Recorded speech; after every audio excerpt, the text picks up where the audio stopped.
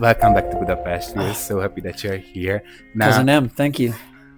Now, you've been here a couple of times before. Do you have like a favorite memory from our city? Oh my gosh, I have so many. In 2024, before Sziget Festival, I spent a whole week here in the Jewish Quarter, just getting to try different food, getting tattoos, and going to the bathhouse. And so every time I come back here, I remember playing Sziget Festival that year and just getting to enjoy the city in the summertime. Just a little easier than the wintertime for sure. So like actually got a tattoo here? Yeah. Oh, can you show it to me? Yeah, it's actually...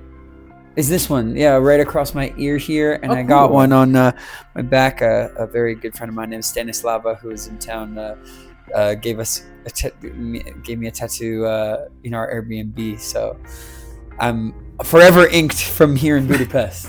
And I always have fond memories of playing here, and it's one of my favorite crowds in the world, truly. Right. So you're halfway through your European tour, and you did the American leg of the tour last year.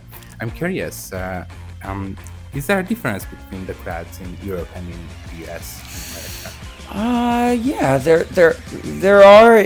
So much of it. I think that there are certain generalizations you can maybe make broadly about rock and roll fans in America. Are a little less predictable energetically. You can have two cities that are near one another, who both had a great time at the show, but who express it very differently. The experience of moshing, crowd surfing, some of that stuff is more steeped in the traditions of hardcore music in America. Metalcore, metal, the music that I make that kind of drifts in and out of alternative rock and conventional rock and roll. Sometimes the audience might in one city versus another in America respond differently to that.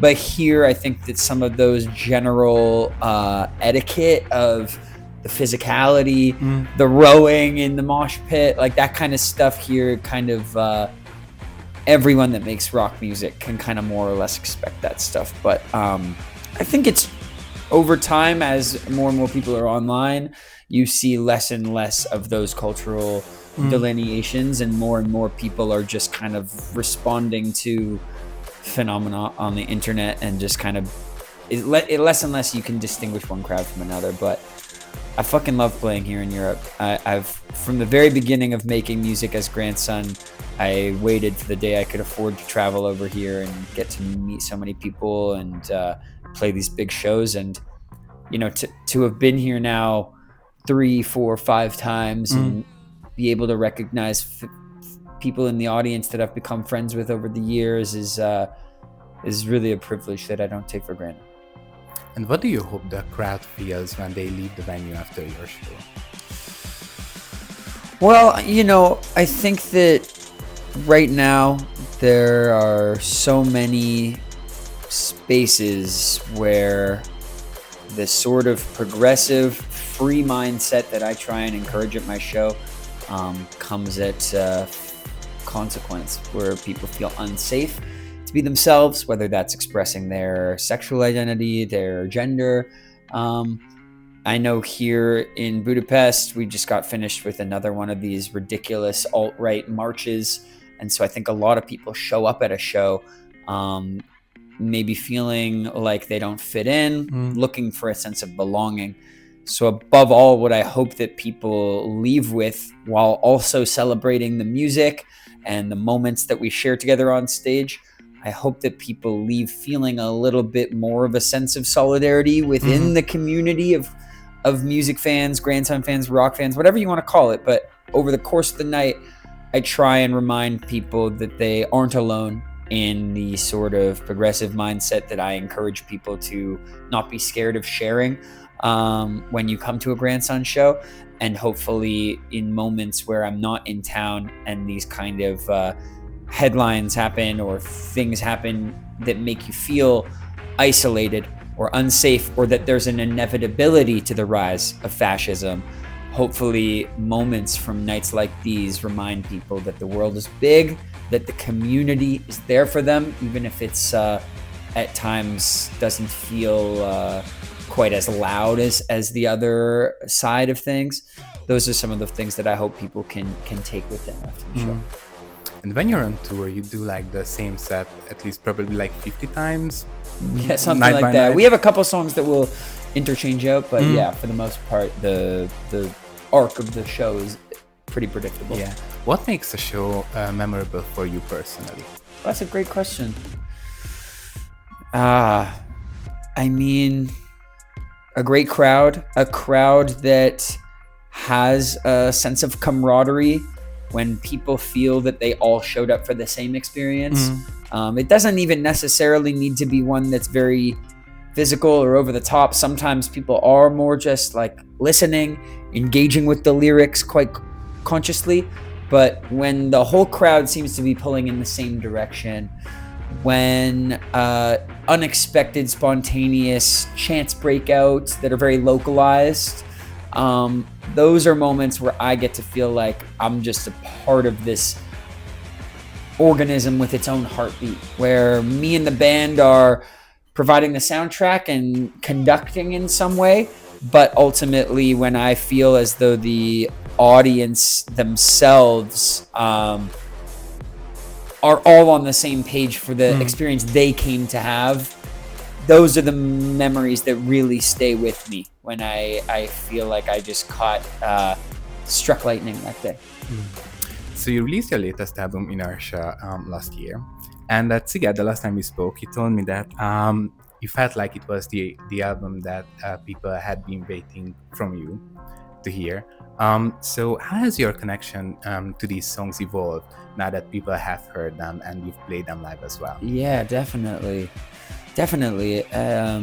I had hoped as I was writing this record that time would reveal what the album meant to fans and what it would feel like to perform the record. I hoped that would be the legacy for me that this record left, and so far that's absolutely been the case. Like certain songs, and this is the thing about touring right now, it's so difficult in so many ways. Yeah, as I wrote this record, I had hoped that time would reveal the legacy that this record would leave behind for me and for Grandson fans would reveal itself on stage. And so far, a lot of the songs that I wrote in the studio that I hoped would really pop off live, like Bells of War or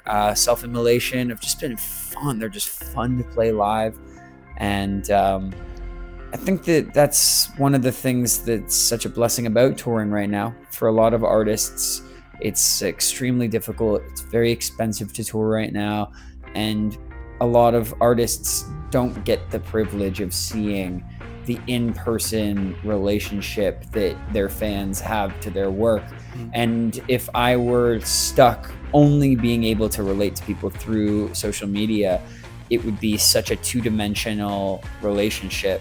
But by being able to tour Inertia, being able to play this record that's so full of life and so full of anger, and actually get to experience those emotions with thousands and thousands of people, has really like given the record something that I'll always remember. And I'll never be able to listen to this record without thinking of this tour. And that's why live music is so important. And that's why I don't even think people even know just how much this relationship between fan and artist, when it comes to buying a ticket, buying merch and stuff, like it's more important now than ever, for not only for fans to enjoy the records that they know and love, but it means everything as an artist to be able to build that relationship in person. It's really, really fucking cool. And what is the most important thing that you learned about yourself while making this record? Well, it was a beautiful process to go independent, put a record out, financed it myself. There was a lot of surrender. There was a lot of faith that I needed to put into my audience, into my producer Mike Crossy that I made the record with. Like, there were so many things about the process of making this record that I could have been scared. I could have done something different. But choosing to make a record that was so political in its subject matter, choosing to make a record that was a lot less electronic, a lot less pop, pushed myself in a lot of ways to make something abrasive when it would have been very tempting to try to make something that was even more accessible or easy to engage with. I learned that this is where I feel the most fulfilled as an artist. You know, like when I'm making something that feels very dense and I'm with a whole bunch of like world-class musicians and challenging them as well as myself, this is the kind of artist I want to be. I want to make weird shit. I want to make political shit. And this record for me, more than anything I had ever made before, was affirming for, I think, who I want to be as an artist moving forward. And I think it'll always change. I don't want to push myself too far into a box. Like, I may find myself writing other kinds of music or collaborating with electronic artists in the future, going back to making music I used to kind of make. But for at least this moment, I had a feeling and I allowed myself to surrender to whatever would end up happening, whether it would be a commercial success or not. I want to see what this experience is like, and I was left feeling like it was worth it. Let's do it again. I can't wait to experience the record live. Yeah, it's gonna be awesome. So, are you up for a little game? Yeah, let's play it. It's a this or that game with questions in connection with touring. Okay. So the first one: would you rather perform the same one song in every country around the world for the rest of your life, or perform a whole set but in the same one city? Oh my God, definitely. Listen, I'm already performing the same fucking song everywhere I go. So definitely, like, for me, traveling, meeting people, even if I am stuck singing the same fucking song every day, I'll find new things to fall in love with. That playing the same set or a different set every night to the same people, I think would be pretty fucking cool. All right, your tour bus, messy or tidy?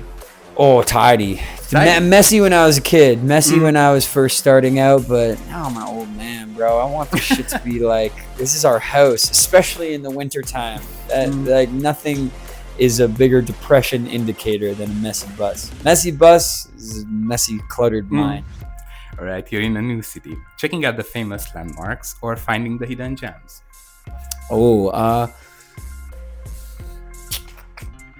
If it's a new city, it depends on the city, bro. If the reputation is that the city's got some swag worth getting to the bottom of, then I gotta go see about that. Like Budapest, I had to go find the hidden gems. With all due respect to all the beautiful shit you guys got going on here, no, I want to find the hole in the wall. I want to find a good thrift shop. I want to leave with some cool experiences more than just. But for some places, they ain't got it like that. They don't have a youth culture. They like, for some places it's just kind of, you know, all I can rely on is doing the touristy shit. So that's what we do. All right, and finally, would you like to say something to your Hungarian fans before you go on stage? Oh my God, fucking thank y'all for rocking with me all this time, supporting. This is gonna be a special show. I can't wait. Keep fucking going. Keep showing the resistance, and I'll keep providing y'all the soundtrack. See y'all out there. Thank you so much. Of course. And happy Valentine's Day, Valentine. Yeah, you too. Thank you. And happy name day for tomorrow. I can't wait. And can't wait to see you on stage. Thank you. Thank you, Cousin M. Oh, you know Cousin M. Yeah, come on. This ain't my first time in Budapest.